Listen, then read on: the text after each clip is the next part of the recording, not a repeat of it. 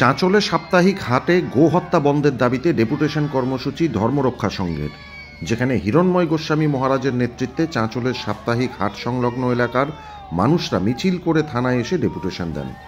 সেই কর্মসূচি থেকেই সংবাদ মাধ্যমের মুখোমুখি হয়ে রাজ্যের বিরোধী দলনেতা শুভেন্দু অধিকারীর প্রশংসা করেন হিরণ্ময় গোস্বামী। তার প্রাণের রক্ষাকর্তা বলেও দাবি করেন। সাথে তিনি দাবি করেন চাঁচল হাটে প্রকাশ্যে গোহত্যা চলছে, যা আইন বিরুদ্ধ। সাথে সনাতনীদের ভাবাবেগে আঘাত হচ্ছে, তাই এই গোহত্যা বন্ধ করতে হবে। প্রথমে মহকুমা শাসক দপ্তরে ডেপুটেশন কর্মসূচি ছিল তাদের, যদিও মহকুমা শাসককে না পাওয়াতে মিছিল করে চাঁচল থানায় গিয়ে তারা ডেপুটেশন দেন। আমাদের সনাতন ধর্মে আমরা যেখানে গোমাতাকে গোমাতা বলি, যেখানে আমরা রাষ্ট্রমাতা বলে পূজা করি, আমরা মাকে যেমন দেখি, দেশকে যেমন দেখি, ঠিক তেমনি গোমাতাকে দেখি, আমার নিজের মাকে দেখি। আর সেখানে যদি আমরা দেখি যে ওখানে ঝুলিয়ে রেখেছে কোনো সাধারণ পশুর মতন, তার শরীর থেকে মাংস কেটে কেটে বিক্রি করছে, সেটা সম্পূর্ণ সনাতন ধর্মের ভাবাবেগে আঘাত করা। আর সেই আঘাত বহুদিন ধরে হচ্ছে, কিন্তু শান্তির মোড়ে এই অশান্তির বাতাবরণ যাতে এর পরবর্তীতে না হয়, সেই জন্য আমরা ধর্ম রক্ষা সংঘ, আমি প্রদেশ অধ্যক্ষ আছি, প্রেসিডেন্ট।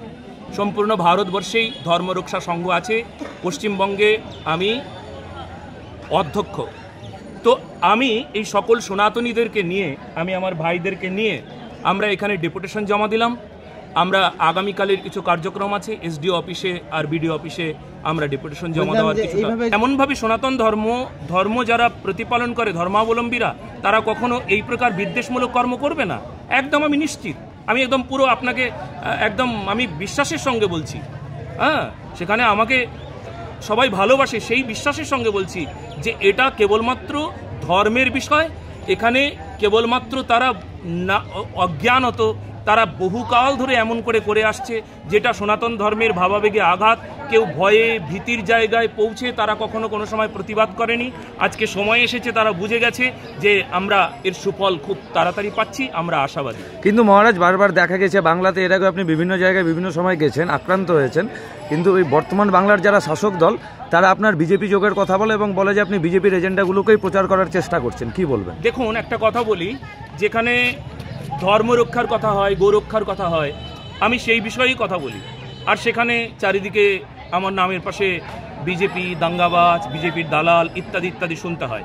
আমার যদি সারা জীবন ধরেও শুনতে হয়, তবু আমি ধর্মের সঙ্গে আছি, ধর্মরক্ষার সঙ্গে আছি, গোরক্ষার সঙ্গে আছি। সনাতন ধর্মকে প্রতিপালন সত্যভাবে, সুন্দরভাবে, কুসংস্কার বিমুক্ত আমরা সনাতন ধর্ম প্রতিপালনে আমি সারা জীবন সাথে থাকব।